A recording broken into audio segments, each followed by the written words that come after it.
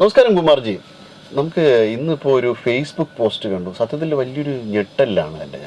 16 വയസ്സായ പെൺകുട്ടി കൊറിയയിൽ നിന്ന് ഒരാളെ പരിചയപ്പെടുന്നു.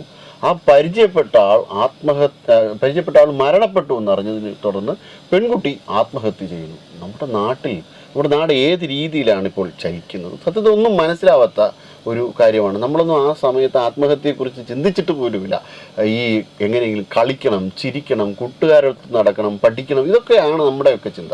ഇപ്പോൾ എങ്ങനെയാണ് ഈ കാര്യങ്ങൾ മുന്നോട്ട് പോകുന്നത്? അല്ല, ഈ പെൺകുട്ടിക്ക് എന്തുകൊണ്ടാണ് ഇങ്ങനെ തോന്നിയത്, അല്ലെങ്കിൽ എന്തുകൊണ്ടാണ് ആ ഒരു ജീവൻ നഷ്ടപ്പെടാൻ ഇടയായത്, ആരുടെ പ്രശ്നമാണ് ഇത്, നമുക്ക് എങ്ങനെ പരിഹരിക്കാം? ഇതൊന്നും പറയാൻ എനിക്ക് പറ്റില്ല. കാരണം ഇതിൻ്റെ ഒന്നും എക്സ്പെർട്ട് അല്ല ഞാൻ. പക്ഷേ അതിദാരുണമായ ഒരു സംഭവം. നമ്മളൊക്കെ മാതാപിതാക്കളാണല്ലോ. കേരളത്തിൽ നമ്മുടെ നാട്ടുകാരിയായ 16 വയസ്സുകാരിയായ ഒരു പെൺകുട്ടി നടന്നത് എന്താണെന്ന് ചുരുക്കി പറയാം. ഇൻസ്റ്റഗ്രാം യൂസ് ചെയ്യുന്നുണ്ട്. അതിപ്പോൾ ഈ പ്രായത്തിലുള്ള എല്ലാ പെൺകുട്ടികളും, ഈ പ്രായത്തിലുള്ളതിൽ കുറഞ്ഞ പ്രായം മുതൽ തന്നെ ഇൻസ്റ്റഗ്രാം യൂസ് ചെയ്യുന്നുണ്ട്. അതിൻ്റെ ഒരു പ്രയോജനവും ഗുണവും ദോഷവും ഒക്കെ ഉണ്ട്. ഗുണത്തെക്കാൾ ഏറെ ദോഷമാണ് അതിനകത്തുള്ളത്. ഇൻസ്റ്റഗ്രാമിലൂടെ കൊറിയൻ യുവാവിനെ പരിചയപ്പെടുന്നു. കൊറിയൻ യുവാവ് എന്ന പേരിൽ ഒരാളെ പരിചയപ്പെടുന്നു എന്ന് വേണമെങ്കിൽ പറയാം. അയാൾ കൊറിയക്കാരനാണോ അല്ലയോ എന്നൊന്നും അറിയില്ല. പെൺകുട്ടിയുമായിട്ടുള്ള ചാറ്റിങ്ങിലോ ചിലപ്പോൾ വീഡിയോ കോളിലൂടെയൊക്കെ ആയിരിക്കുമല്ലോ ഇവർ ഇത് അറിയുന്നത്. ഇതിനുശേഷം ഒരു സുപ്രഭാതത്തിൽ അയാൾ മരിച്ചുപോയി എന്ന് ഈ പെൺകുട്ടി അറിയുന്നു. അയാൾ മരിച്ചുപോയോ ഉണ്ടോ ഇല്ലയോ എന്നൊന്നും ഇപ്പോഴും നമുക്ക് സ്ഥിരീകരിക്കാൻ കഴിയില്ല. പക്ഷേ ഈ പെൺകുട്ടി ആ ആളുമായി വളരെ വലിയ ഗാഢമായ പ്രണയത്തിലായിരുന്നുവെന്നും അയാളുടെ മരണം തനിക്ക് താങ്ങാൻ കഴിയുന്നില്ല എന്നും കത്തെഴുതി വച്ചിട്ട് ഈ പെൺകുട്ടി ആത്മഹത്യ ചെയ്യുകയാണ് ഉണ്ടായത്. നേരത്തെ ഹരി പറഞ്ഞ പോലെ എന്ത് ചെയ്യാം, എന്താണ് ഈ കുട്ടികൾക്ക് പറ്റുന്നത് എന്നൊന്നും നമുക്ക് പറയാൻ കഴിയുന്നില്ല. പക്ഷേ ഈ ആത്മഹത്യാ കുറിപ്പിൽ പറയുന്ന കാര്യങ്ങൾ, ആ കാര്യങ്ങളെക്കുറിച്ച് ഒരു വിലയിരുത്തൽ നമുക്ക് നടത്താമെന്ന് തോന്നുന്നു.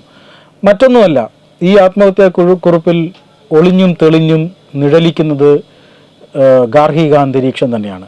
വീട്ടുകാരെക്കാൾ, എൻ്റെ അച്ഛനും അമ്മയേക്കാൾ അവൻ എന്നെ സംരക്ഷിച്ചിരുന്നു, അവൻ എന്നെ കെയർ ചെയ്തിരുന്നു എന്നാണ് ആ പെൺകുട്ടി എഴുതിയിരിക്കുന്നത്. ആ യുവാവിൻ്റെ, ഉള്ളതോ ഇല്ലാത്തതോ ആയ ആ യുവാവിൻ്റെ, നടന്നതോ നടക്കാത്തതോ ആയ മരണത്തിന് ശേഷമുള്ള ദിവസങ്ങൾ ജീവിച്ചിരിക്കാൻ ഈ പെൺകുട്ടിക്ക് പറ്റുന്നില്ല എങ്കിൽ ആ യുവാവ് ആത്മാർത്ഥമായോ അല്ലാതെയോ കൊടുത്ത ആ കെയറിന് വലിയ വില പെൺകുട്ടി കൊടുത്തിരിക്കുകയാണ്. ആ ഒരു സംരക്ഷണം, ആ ഒരു കെയറിങ് അത് തൻ്റെ വീട്ടിൽ നിന്ന് കിട്ടുന്നില്ല എന്ന് എഴുതി വച്ചിട്ടുണ്ട്. എന്തുകൊണ്ടാണ് ഒരു 16-കാരിയായ പെൺകുട്ടിയെ സ്നേഹിക്കാൻ അവരുടെ വീട്ടുകാർക്ക് പറ്റാത്തത്? എന്തുകൊണ്ടാണ് ആ 16-കാരിയെ ഇങ്ങനെ മരണത്തിലേക്ക് ആ വീട്ടുകാർ വിട്ടുകൊടുത്തത്? ഒരുപക്ഷെ വീട്ടുകാർ അങ്ങനെ വിട്ടുകൊടുത്തിട്ടുണ്ടായിരിക്കില്ല.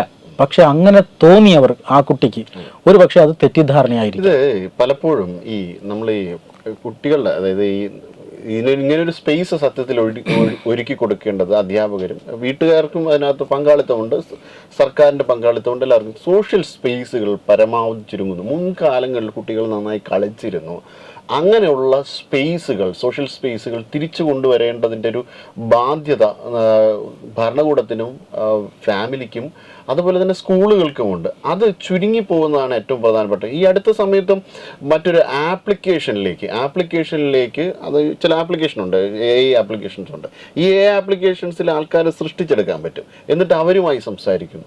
ഇങ്ങനെ സംസാരിച്ച് ഇവരുടെ ഒരു ഡോപ്പമൈൻ ലെവലുണ്ട്, ബ്രെയിൻ്റെ ഈ ഡോപ്പമൈൻ ലെവൽ ഇൻക്രീസ്ഡ് ആയി ഒരു പ്രത്യേക സ്ഥലത്തേക്ക് ഇവർ കൊണ്ടെത്തിക്കും. പിന്നെ ഇവരില്ലാതെ ഇവർക്ക് അതിജീവിക്കാൻ, അതായത് ഈ കുട്ടികൾക്ക് അതിജീവിക്കാൻ പറ്റാത്ത ഒരവസ്ഥയാകും. ഈ അതിജീവിക്കാൻ പറ്റാത്ത ഒരു അവസ്ഥയിലേക്ക് കൊണ്ട് ചെന്നിട്ട് ഈ മയക്കുമരുന്നൊക്കെ കൊടുക്കും പോലെ തന്നെയാണിത്. അതിജീവിക്കാൻ പറ്റാത്ത ഒരവസ്ഥയിൽ ഇവർ ഉപേക്ഷിച്ച് പോകുന്നു. ചിലർ ഇവരുടെ ട്രാപ്പിലേക്ക് വീണ് മറ്റു പല മേഖലകളിലേക്കും പോകുന്നു. ഇപ്പോൾ നമ്മുടെ നിമിഷ ഫാത്തിമയൊക്കെ ചെയ്ത പോലെ മതം മാറ്റം മറ്റു കാര്യങ്ങളിലൊക്കെ ചെന്ന് വീണ് അവരുടെ ഭാഗത്തേക്ക് പോകുന്നു. ഇവർ ചിലപ്പോൾ മരണപ്പെടുന്നു, അല്ലെങ്കിൽ മറ്റെവിടെയെങ്കിലും അപകടങ്ങളിൽ ചെന്ന് ചാടുന്നു. ഇത് കൃത്യമായി മനസ്സിലാക്കുകയും സോഷ്യൽ സ്പേസുകൾ ഉണ്ടാക്കി കൊടുക്കുകയും ചെയ്തില്ലെങ്കിൽ തീർച്ചയായിട്ടും ഇത് മറ്റൊരു എക്കണോമിക് സ്റ്റേജിലേക്ക് പോകുമ്പോൾ വലിയ രീതിയിലുള്ള പ്രശ്നങ്ങൾ ഉണ്ടാവും. തീർച്ചയായിട്ടും അത് ആ ഒരു മേഖലയിൽ എന്നെക്കാൾ ഒരു പക്ഷേ ഹരിക്ക് പറയാൻ ഉണ്ടാവുമായിരിക്കാം. പക്ഷേ ഈ പറയുന്ന പോലെ കുട്ടികൾ ഒറ്റപ്പെട്ടു പോകുന്നു എന്ന കാര്യത്തിൽ തർക്കമൊന്നുമില്ല. വീടിനകത്ത് എത്ര മെമ്പർമാർ അല്ലെങ്കിൽ എത്ര അംഗങ്ങൾ ഉണ്ടായാലും അവരെല്ലാം അവരുടേതായ ഒരു വെർച്വൽ സ്പേസിലേക്ക് മാറിയിരിക്കുമ്പോൾ അതില്ലാത്ത കുട്ടികൾ, എനിക്ക് തോന്നുന്നു നമ്മൾ ഈ കൊച്ചു കുട്ടികൾക്ക് മൊബൈൽ ആക്സസ് നിരസിക്കാറുണ്ട്. അങ്ങനെ കുട്ടികൾക്ക് ആക്സസ് നിരസിക്കുമ്പോൾ നമ്മൾ എന്ത് ചെയ്യും? നമ്മൾ ആ മൊബൈൽ ആക്സസിൽ തന്നെ ആയിരിക്കും. അങ്ങനെ ആകുമ്പോൾ നമ്മളൊക്കെ ഇപ്പം എൻ്റെയൊക്കെ വീട്ടിൽ നമ്മൾ ഈ വാർത്തകൾ നോക്കുകയോ വാർത്തകളുടെ വിശദാംശങ്ങൾ പരതുകയോ സമൂഹ മാധ്യമങ്ങളിൽ ഇടപെട്ടുകൊണ്ടിരിക്കുകയോ ഒക്കെ ചെയ്യുമ്പോൾ എൻ്റെ കുട്ടി മൊബൈൽ ആക്സസ് ഇല്ലാതെ എന്നെ സൂക്ഷ്മമായി നിരീക്ഷിക്കുന്നുണ്ടാവാം. അവൾ എത്ര മണിക്കൂറായി അച്ഛൻ ഇതിലിരിക്കുന്നു, എന്നെ ശ്രദ്ധിക്കുന്നില്ലല്ലോ എന്നവൾ ചിന്തിക്കുന്നുണ്ടാവാം. ആ ചിന്ത വളരെയധികം ഒറ്റപ്പെടലിൻ്റെതായ ചിന്തയാണ്.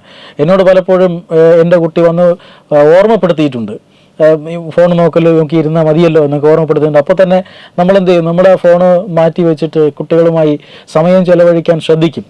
അപ്പോൾ ഈ ഒരു മൊബൈൽ ആക്സസ് ഇല്ലാത്ത സമയത്ത് ഒറ്റപ്പെടുന്ന ഒരു പെൺകുട്ടി ഈ ഡിജിറ്റൽ ലോകത്തിലേക്ക് വരുമ്പോൾ, അവളുടെ കയ്യിലേക്ക് മൊബൈൽ വരുമ്പോൾ, അവൾക്ക് ഡിജിറ്റൽ ആക്സസ് കിട്ടുമ്പോൾ പൂർണ്ണമായും അവൾ അതിലേക്ക് പോവുകയാണ് ചെയ്യുന്നത്. നമ്മൾ അവളെ അവഗണിച്ച് ഒരു ദിവസം, നാളെ അവൾ നമ്മളെ അവഗണിച്ച് അതിലേക്ക് പോകും. ആ ഒരു സമയത്ത് അവളെ കാത്തിരിക്കുന്ന ചതിക്കുഴികൾ അതായിരിക്കാം ഒരുപക്ഷെ. ഇതിനപ്പുറം ഇങ്ങനെയൊക്കെ നമ്മൾ ഒരുപക്ഷെ നമ്മുടെ മുന്നിലും ഈ കേസ് അവതരിപ്പിക്കപ്പെട്ടതാകാം. ഒരുപക്ഷെ നമ്മളും ഇതിനെക്കുറിച്ചൊക്കെ തെറ്റിദ്ധരിച്ചിരിക്കുന്നതായിരിക്കാം. ഇതിനെക്കുറിച്ചെല്ലാം വളരെ വിശദമായി അന്വേഷിക്കേണ്ടതാണ്. കാരണം ഇതൊരു ആത്മഹത്യ എന്ന് നമ്മളിപ്പോൾ പറയുമ്പോഴും അതൊരു കൊലപാതകമാകാനുള്ള സാധ്യതയുണ്ട്. ഇങ്ങനെ ഒരു ഭ്രാന്തൻ കത്ത് കൊലപാതകി എഴുതിയതായിരിക്കാം. അങ്ങനെയുള്ള പല കാര്യങ്ങളും ഉണ്ട്. പക്ഷേ ഈ വാർത്ത നമ്മൾ കേൾക്കുന്നത് പോലെ നോക്കിയാൽ നമ്മുടെ കുട്ടികളുടെ പോക്ക് അത് എങ്ങോട്ടാണ് എന്ന് വളരെ വ്യക്തമാണ്. കൊറിയയിലിരുന്നു കൊണ്ട് ഒരാൾക്ക് ഈ ഭാരതത്തിലെ ഒരു പെൺകുട്ടിയുടെ ജീവൻ എടുക്കാൻ കഴിഞ്ഞുവെങ്കിൽ അത് നമ്മൾ ചിന്തിക്കേണ്ട ഒരു കാര്യമാണ്. കേന്ദ്ര സർക്കാരും ഉൾപ്പെടെ എല്ലാ നമ്മുടെ നീതി ആയോഗും നമ്മുടെ ഈ നയരൂപീകരണവുമായി ബന്ധപ്പെട്ടിട്ടുള്ളവരൊക്കെ ഇപ്പോൾ ഇതിനെക്കുറിച്ച് വളരെ വിശദമായി തന്നെ ചർച്ച ചെയ്യുകയാണ്. റീലുകൾ എത്രത്തോളമാണ് യുവതലമുറയെ ഇല്ലാതാക്കി കളയുന്നത്, റീലുകൾ എങ്ങനെയാണ് വർക്കിംഗ് ഫോഴ്സിനെ ഇല്ലാതാക്കുന്നത്, സമൂഹ മാധ്യമങ്ങളുടെ ഇടപെടൽ, ഇതെല്ലാം പഠിച്ചുകൊണ്ടിരിക്കുകയാണ്. എന്തായാലും ഇതിനെക്കുറിച്ച് ഉത്തരം കിട്ടാത്ത ഒരു ലോകത്തിലാണ് നമ്മളിന്ന് ജീവിക്കുന്നത്. അതുകൊണ്ടായിരിക്കാം ഇത്തരത്തിലുള്ള അത്യാഹിതങ്ങൾ ഉണ്ടാകുന്നത്. തീർച്ചയായും ഈ ഒരു പെൺകുട്ടിയുടെ ചിത്രം നമ്മുടെയൊക്കെ വീട്ടിലെ കുട്ടികളുടെ ചിത്രമായി മാറണം. കാരണം എങ്കിൽ മാത്രമേ നമുക്ക് ഇനിയെങ്കിലും അവരെ ലക്ഷ്യം വയ്ക്കും. ഇപ്പം കുമാർജി പറഞ്ഞ പോലെ ഈ ലേബർ ഫോഴ്സ് ഈ വർക്കിംഗ് ഫോഴ്സിനെ ഭയങ്കരമായി കുറയ്ക്കുന്ന ഒരു കാര്യം തന്നെയാണത്. രാജ്യത്തിൻ്റെ മുന്നോട്ടുള്ള ഗതിയെ പോലും, പ്രത്യേകിച്ചും യുവാക്കൾ ഏറ്റവും ഉള്ള ഒരു രാജ്യം എന്ന നിലയിൽ ഭാരതം അത് കൂടുതൽ നന്നായി ചിന്തിക്കുന്നത് എന്തുകൊണ്ടും നല്ല ഒരു കാര്യമാണ്. ഒപ്പം രക്ഷകർത്താക്കളും അധ്യാപകരും ഇത് ചിന്തിക്കേണ്ട ഒരു കാര്യം കൂടെയാണ്. അതെ, നമസ്കാരം. Brought you by Kerala AIDS control society. HIV AIDS സംബന്ധമായ സംശയങ്ങൾക്ക് 1097 എന്ന 24 മണിക്കൂറും പ്രവർത്തിക്കുന്ന ടോൾ ഫ്രീ നമ്പറിലേക്ക് വിളിക്കുക. വാട്സാപ്പിലും ഫേസ്ബുക്കിലും ഒക്കെ സ്റ്റാറ്റസ് അപ്ഡേറ്റ് ചെയ്യാറുണ്ടല്ലോ, HIV സ്റ്റാറ്റസോ. HIV പിടിപെടാനുള്ള സാഹചര്യങ്ങളിൽ കൂടി അറിഞ്ഞോ അറിയാതെയോ കടന്നു പോയിട്ടുണ്ടാവാം. എന്ത് തന്നെയായാലും മുൻകൂട്ടി പരിശോധിച്ച് HIV സ്റ്റാറ്റസ് അറിയൂ. സൗജന്യ HIV പരിശോധനയും കൗൺസിലിങ്ങും ആരോഗ്യ കേന്ദ്രങ്ങളിൽ പ്രവർത്തിക്കുന്ന ICTC അഥവാ ജ്യോതിസ് കേന്ദ്രങ്ങളെ സമീപിക്കുക. നിങ്ങളുടെ സ്റ്റാറ്റസ് എന്തായാലും വിവരങ്ങൾ രഹസ്യമായി സൂക്ഷിക്കുന്നതായിരിക്കും.